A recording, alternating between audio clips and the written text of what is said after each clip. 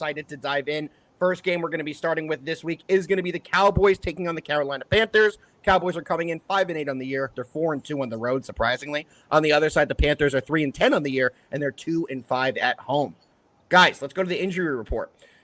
A lot of injuries on these lists and a lot of questionable, so a lot of names we're not sure if they're going to play yet. For the Cowboys, I'm just going to list them off. Linebacker Buddy Johnson, questionable. CeeDee Lamb, questionable. Jordan Lewis, questionable. Trayvon Diggs, questionable. Nick Vigil, questionable. So a lot of guys on their end, a lot of defensive guys. For the Panthers, Raheem Blackshear, who's really just a kick returner, he's questionable. J.C. Horn, their best corner, he's questionable. And then 3 linebackers, all 3 truly questionable. DJ Wonham, Josie Jewell, and Trevin Wallace. Monotone, we got to start with you. What do you like in this game? Yeah, I mean, I like the Panthers. It's kind of crazy. It's gotten to 2.5 at this point, right? I mean, it opened pick'em. All the money's been on the Panthers so far. You kind of see why. Cowboys have not really been impressive. We saw Cooper Rush the first time around, in his first starts a couple years ago. He won some games. He looked a lot better, but this year it's really not been the same case. You can probably attribute a lot of that to the talent surrounding him. Outside of CeeDee Lamb, you really got nothing on that offense, and teams can just focus in on CeeDee Lamb and make it extremely hard for you. And so far this season, second worst completion percentage over expectation on the year. He's been bad. There's really no way to hide it. He gets the ball out quickly. We get some check downs. But if the Panthers keep playing the way they have been so far, I mean, they're not winning games. I get that. I know that's the thing people are going to point out. But when you're competitive with legitimately the best teams in the league for 4 straight weeks, I'm going to take you against the Cowboys. It's kind of as simple as that. So for the prop market, I like Chuba Hubbard a lot. When you look at his main competition, Jonathan Brooks, unfortunately just went out for the season with a non-contact injury. They were clearly trying to work him in a little bit more, but Chuba just got paid as well. Chuba's part of the long-term plans, and he's been fantastic recently. I think if they're in this game, if they're competitive, there's no way he's not seeing 20 carries. So I like the 80 yards mark. If you want to go deep into the advanced stats, Chuba Hubbard rates out really well and missed tackles forced. He's very good at breaking tackles and creating yards after contact. So a little bit risky, but I like Chuba Hubbard to have a very good game with really no competition in the backfield now. I love that. And it's sad to see about Jonathan Brooks. I believe that's his second ACL tear within, I think it's a 16-month span, maybe even a little shorter. So hopefully he can get back on the field. He was such a dynamic college player, so hopefully we could see him get back. But in this game, I absolutely agree with you. I love Chuba Hubbard in this one. Ben, break it down. What you got?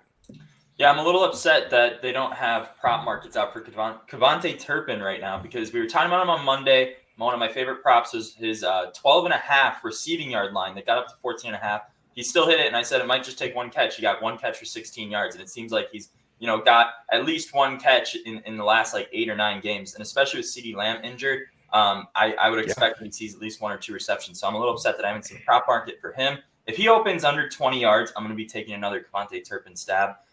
However, there's another receiver I like in this game, and why not just keep riding the hot hand with Adam Thielen?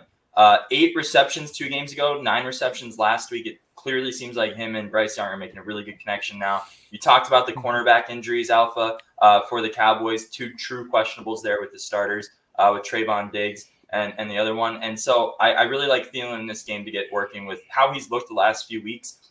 He's cleared his number now in 3 straight games. I don't think there's any reason he can't again. Cowboys are giving up the 6th most receiving yards since week 6 to wide receivers. So Thielen, why don't we just take him to stay hot in this game? There we go. JD, what do you got? Guys, the way the Cowboys lost this past week, that was as tough as it gets. That was a game that they really actually got up for. And they actually played well. I mean, to me, as far as the side, they were the actual right side there. It just didn't work out. But, so going from that and having guys visibly very, very pissed off to now coming here and the Panthers, I mean, I just don't see them able to get up for actually this actual game here. Yeah. And actually then on the other side, the Panthers are actually playing really well. And they want an actual win here. Let me just say this. Around here, the Panthers, nobody really talks about them much. That's just not something that people talk about. But these past few weeks, people around here have actually been talking about them. So that's showing something.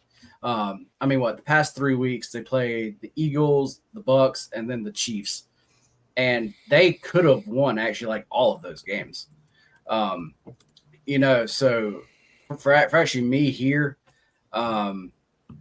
this is a clear actually like Panthers play.